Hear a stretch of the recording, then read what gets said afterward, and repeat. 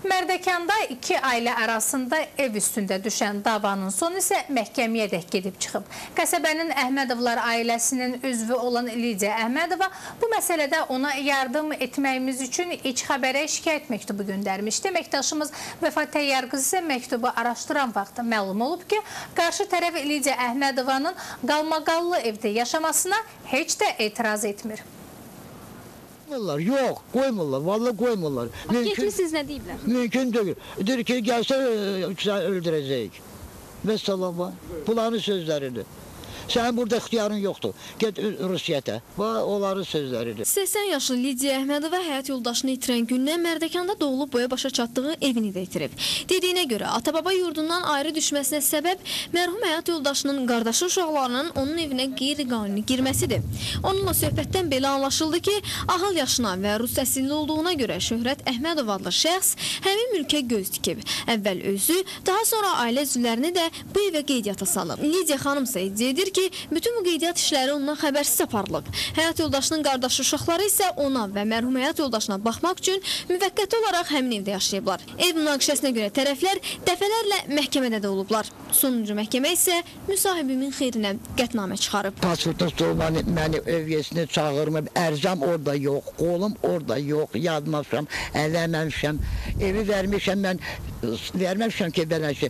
Dedim, baxardım ki, nətər sonra verərdim icazə pratikdə. İşte öz başına nə eləməsən, hələ ki dartı vəsiqənin əlindən pul hər şey eləyir.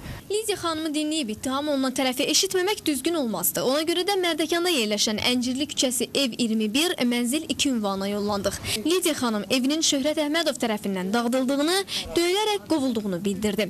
Elə başına gətirilənləri danışırdı ki, səsə evin sakini, adı hallanan Şöhrətin yeznəsi Sakit Əhmədov çıxdı və Lidiya xanımın narazılıqlarını ona çatdırdıq. Sakit müəllim Lidiya xanımın döyüldüyü və evdən qovulduğu faktının yalan olduğunu, naməlum şəxslərin onu bu addımı atmağa vadar etdiyini bildirdi. Bu isə tərəflər arasında narazılığa səbəb oldu. Sən sizin adət ənənələri bilmirəm, mən getmirəm. Nə qədər elədik ki, sən indi də aparmaq istəyirdi, sən tezsənsiz. Yolda məni öldürmək. Getdildi, sən kimsə öldürür. Deyirəm də. Kimsə nəsə bir hərəkət edib, sən yaparsın. Niyə öldürməlik? İnsan insanı öldürə bilər. Şöhrət Əhmədovun evdə olmadığını deyən müsahibim suallarımıza cavab verərək Lidiya xanımın istənilən vaxt bu evə gələ, onlarla bərabər yaşaya biləcəyini dedi. Burası imkan vermədilər. Bəzi adamlar imkan vermədi yaşamaq. Burada heç kimi onun evdən nə qollayan var, nə eləyən var. Bu dəqiqə özdə gəlsin, mən onun qulluğunda durmağa hazırım. Elə Lidiya xanım da dediklərində israrlı idi.